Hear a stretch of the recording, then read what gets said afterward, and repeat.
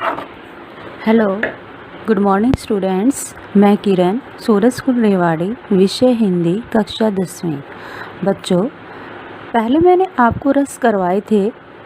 रस की परिभाषा, रस के अवयव, रस के भेद और उनके स्थायी भाव, उनके उदाहरण।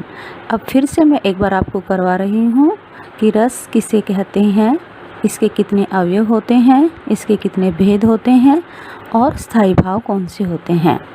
तो आप इन्हें ध्यान से पढ़िए और समझिए। रस की परिभाषा क्या होती है? काव्य को पढ़कर या सुनकर तथा नाटक को देखकर जो अनुभूति होती है उसे रस कहते हैं। दूसरे शब्दों में काव्यानुभूति रस है। आचार्य भरत मुनि के अनुसार रस 8 होते हैं, परंतु अन्य आचार्यों ने रसों की संख्या 11 बताई है। अन्य आचार्यों के अनुसार रसों की संख्या कितनी होती है? 11। रस के अवयव या अंग। रस के 4 अवयव या अंग होते हैं। पहला है विभाव, दूसरा अनुभाव, तीसरा संचारी भाव, चौथा स्थायी भाव। अब ये विभाव क्या है तो आप सुनिए।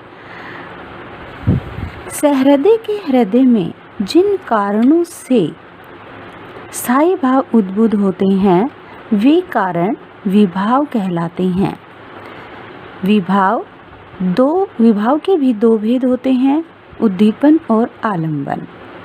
दूसरा है अनुभाव।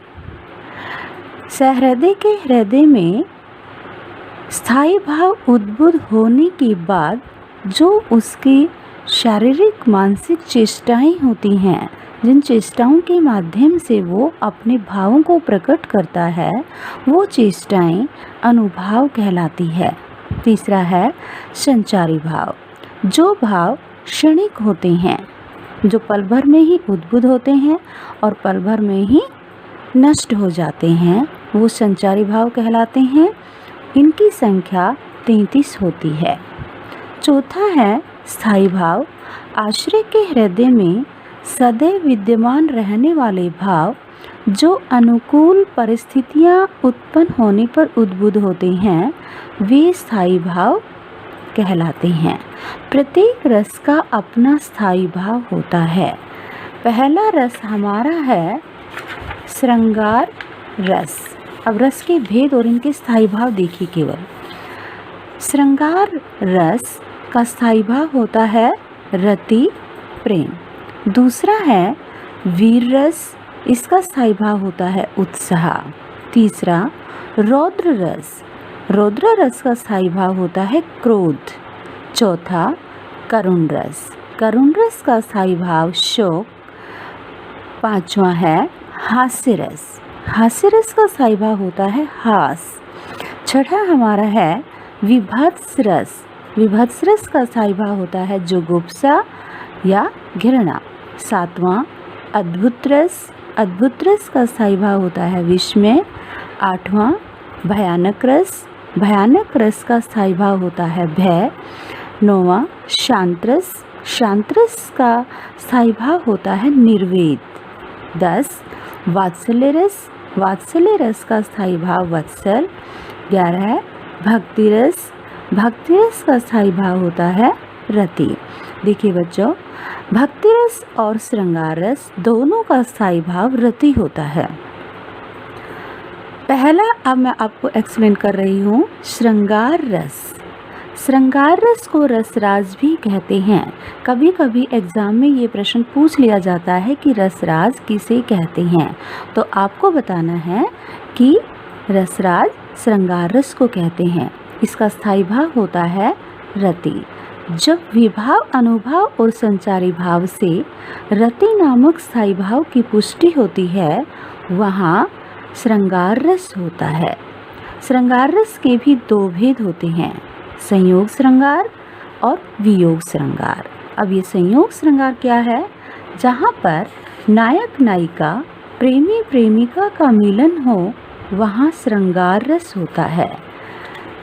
उदाहरण के लिए, मेरे तो गिरिधर गोपाल दूसरों न कोई, जाके सिर पर मोर मुकुट मेरो पति सोई।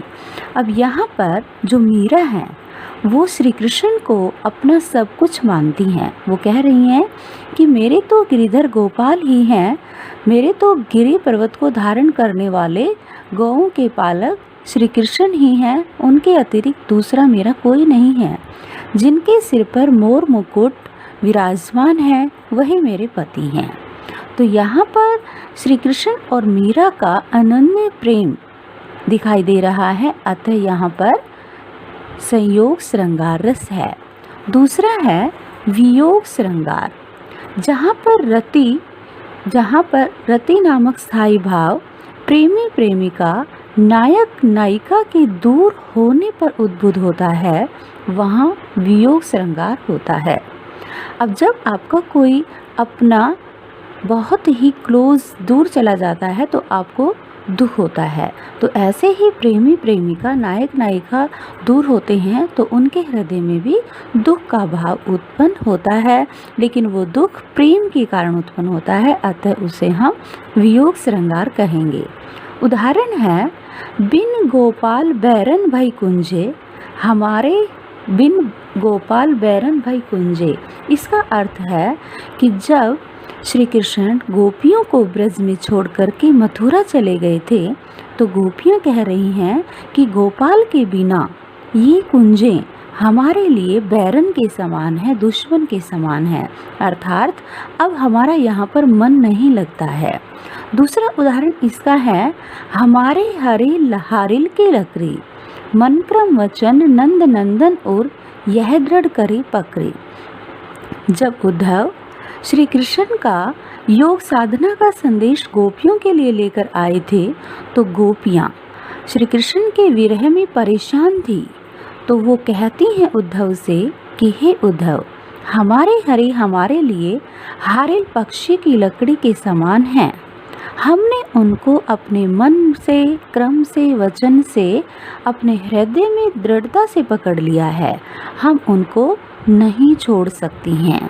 श्री कृष्ण के विरह में गोपियाँ अत्यंत पीड़ित थी, लेकिन फिर भी वो उनसे प्रेम करती थी, अतः यहाँ पर वियोग श्रृंगार है। तो बच्चों, आज हमने पढ़े हैं रस की परिभाषा, रस के अवयव, रस के स्थायी भाव और कौन सा श्रृंगार रस पढ़ा है। तो आपको ये लिखने की दोबारा आवश्यकता नहीं है, आप